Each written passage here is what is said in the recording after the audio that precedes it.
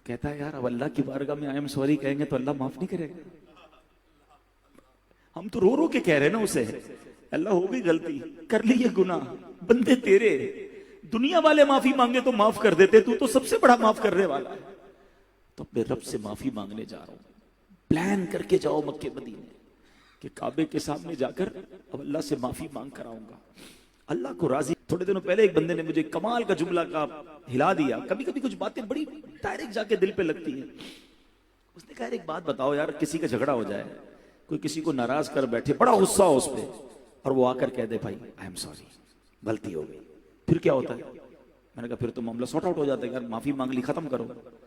تو کہتا ہے یار اب اللہ کی بارگاہ میں آئی ایم سوری کہیں گے تو اللہ معاف نہیں کرے گا؟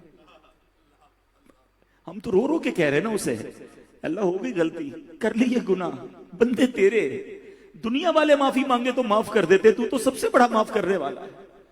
تو اپنے رب سے معافی مانگنے جا رہا ہوں، پلان کر کے جاؤ مکے مدینے کہ کعبے کے سامنے جا کر اب اللہ سے معافی مانگ کر آؤں گا، اللہ کو راضی کر کے آؤں گا۔ میں نے کئی بار چینل پر بھی یہ واقعہ سنایا، میں تو بھولتا نہیں ہوں، کافی عرصہ ہوا مکے مدینے کی حاضری نہیں ہوئی، دعا کریں حاضری نصیب ہو، مگر میں جب کعبے کے سامنے اس واقعے کے بعد گیا میں یہ بات ضرور کرتا ہوں۔ مجھے ہمارے رکن شورا قاری سلیم صاحب انہوں نے یہ واقعہ سنایا، کہتے ایک بار کعبے کے دروازے پر وہ شاید کھڑے تھے، کہتے میرے برابر میں ایک بلوچ سردار آیا، اور بلوچیوں کی اپنی رسم و رواج ہے، وہ بلوچ سردار کہتا ہے یا اللہ ہمارے دروازے پر کوئی دشمن آ جائے نا، ہم اس کو بھی معاف کر دیتے ہیں، دشمنی ہوتی ہے مگر دروازے پر آ جائے نا کہ گھر آ گیا بس اب معاف کر دیتے ہیں۔ اے اللہ میں بھی تیرے دروازے پر آ گیا، میں بھی تیرے دروازے پر آ گیا ہوں، دشمن نہیں ہوں، گناہ گار ہوں، تجھے رب مانتا ہوں، باغی نہیں ہوں، خطا کار ہوں، آ گیا ہوں تیرے دروازے پر، اللہ تو بھی مجھے معاف کر دے۔ آپ یقین کریں یہ باتیں کمال کی، اچھا یہ باتیں کئی چیزیں آپ کو کتابوں میں نہیں ملیں گی، عشق کے انداز نرالے ہوتے ہیں۔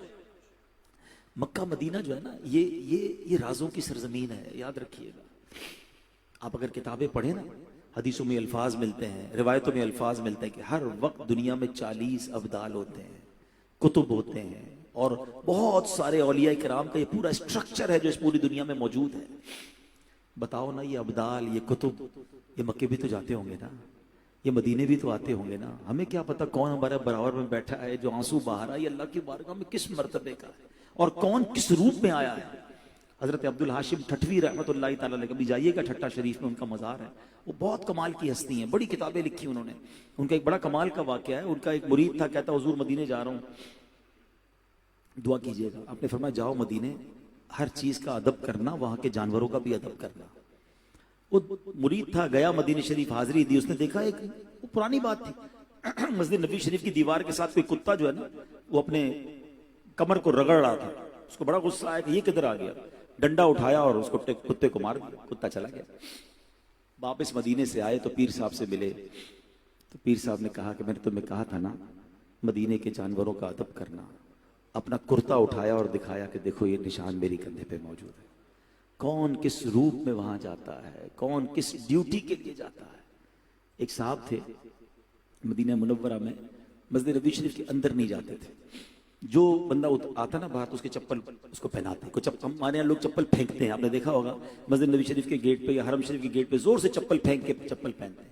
یہ جگہ شور مچانے کی نہیں ہے، یہاں تو فرشتے بھی ادب سے آتے ہیں اور ہم چپل پھینک رہے ہوتے ہیں۔ تو وہ کہتا چپل نہ پھینکے، میں آپ کی چپل پہنا دیتا ہوں۔ تو وہ یہی کرتا تھا، ہر سال جاتا تھا۔ تو کسی نے کہا یار آپ آ کر یہی کام کرتے ہو، مسجد نبی شریف کے اندر کیوں نہیں جاتے؟ تو پتہ کیا کہتا ہے؟ کہتا ہے غلام باہر بیٹھتے ہیں، مہمان اندر جاتے ہیں، میں تو غلام ہوں نا، میں دروازے پر بیٹھوں گا۔ کس کا کیا انداز ہے، نہ کسی کے رقص پہ طنز کر، نہ کسی کے غم کا مذاق اڑا، جسے چاہے جیسے نواز دیں یہ مزاج عشق رسول۔ تو مکہ مدینہ کو پلیز ہالیڈے مت بنا دو، ہالیڈے ٹرپ مت بناؤ، یہ شاپنگ ٹرپ نہیں ہے۔ خدا کی قسم پوچھو ان سے جو مکہ مدینہ کے لیے تڑپ رہے ہیں، لاکھوں آنکھیں اشک بار ہیں، بیچارے کسی کے پاس پیسے نہیں ہیں، کسی کے پاس پاسپورٹ نہیں ہے، کسی کے پاس ویزا نہیں ہے۔ ہمیں اگر آسانی مل گئی ہے اور ہمارے سال چلے جاتے ہیں تو اس کو اتنا آرڈنری تو مت بنا دو نا۔ نبی پاک نے فرمایا من زار قبری وجبت لہو شفاعتی، جس نے میرے روضے کی زیارت کی اس پر میری شفاعت واجب ہو گئی۔ یہ وہ جگہ ہے جہاں شفاعت واجب ہونی ہے۔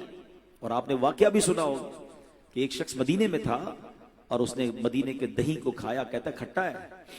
میرے آقا خواب میں تشریف لائے, فرمایا ہمارا مدینہ چھوڑ کے چلے جاؤ, تمہیں ہمارے مدینے کا دہی کھٹا لگ رہا ہے. تو جہاں مدینے کا ادب زیادہ ہے وہاں اس کی بے ادبی کی پنشمنٹ بھی زیادہ ہے.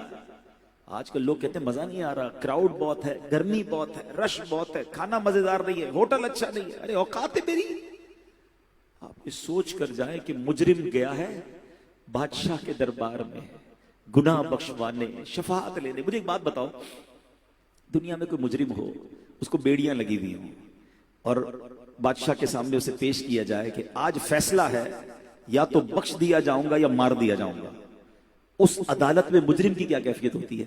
بادشاہ سلامت کھانا نہیں ہے, بادشاہ سلامت بستر اچھا نہیں ہے, یا وہ ایک ہی ٹک ٹکی ہوتی ہے کہ بس آج بخش دیا جاؤں, مارا نہ جاؤں.